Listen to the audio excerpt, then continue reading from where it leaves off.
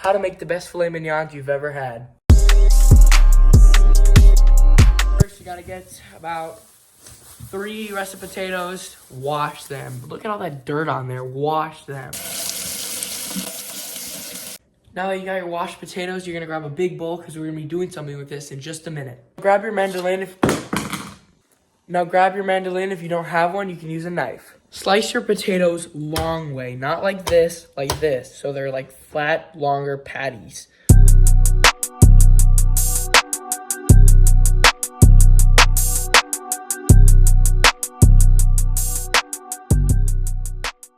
Once you're done, your potatoes should be looking like this. Now you're gonna cut them into sticks.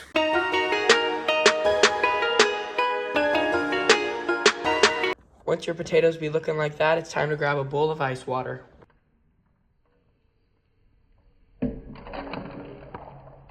Cover them with a paper towel and let them soak for about 20 minutes. In the meantime, grab some shallot and garlic. You're gonna need about 2/3 to 3/4 of your shallot, depending how oniony you want it, and about 2 to 3 cloves of garlic, depending on how garlicky you want it.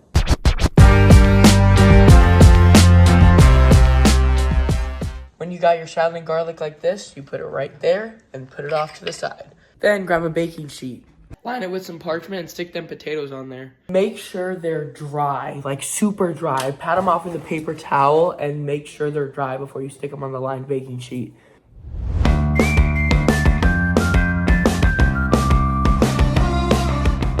Once they're on the baking sheet, add olive oil and any seasonings you'd like.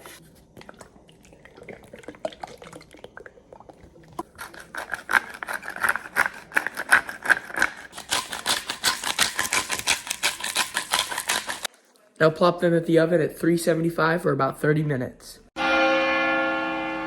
What's that? You know what time it is, it's beef time. Grab your filet mignon, however many you need, and then we're gonna start seasoning them, but with a twist. Pat them dry, you don't want wet meat. And look, Larry, that's my dog by the way, he likes to frickin'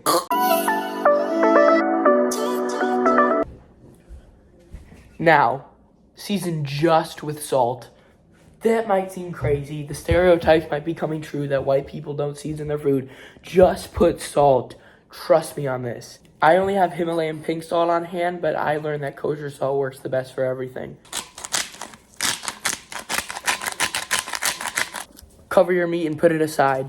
Use protection. Now it's time to have some wine. Please, YouTube, please, YouTube. It's obviously just a red wine reduction sauce. Get your measuring cup. Measure out 1 cup of red wine. Cabernet Sauvignon and Merlot works best.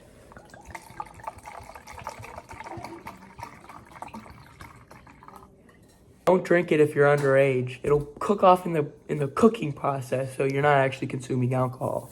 I also did cut my finger earlier on that sharp-ass mandolin. Now it's time to get cooking with gas.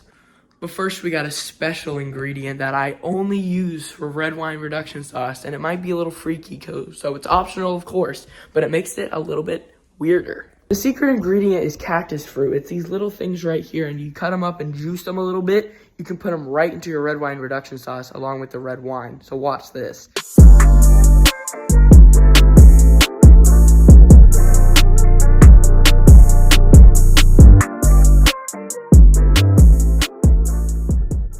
The only way you can really do that is with a cheesecloth, so if you don't have one, don't use it.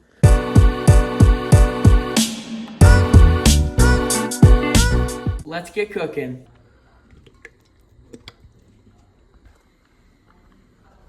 Also, measure out a cup of beef stock.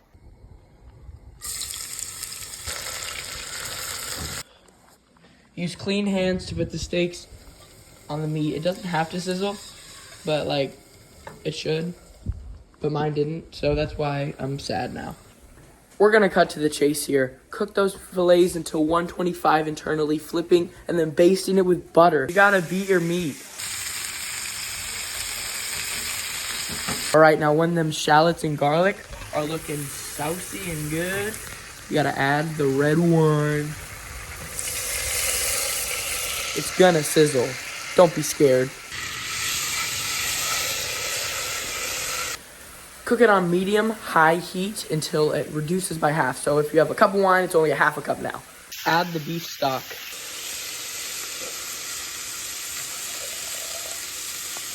Simmer on medium-low heat until saucy. After your steaks reach about 90 to 100 degrees Fahrenheit on the internal, you can add butter, about quarter stick. Okay, so the dinner's ready. We got our stuff right here. It's looking good, and now we're gonna try the review. So basically, I just put the butter in with the steaks and the sauce, and then I just put the sauce underneath the steaks and put the sides on the side. Let's get a try. So good.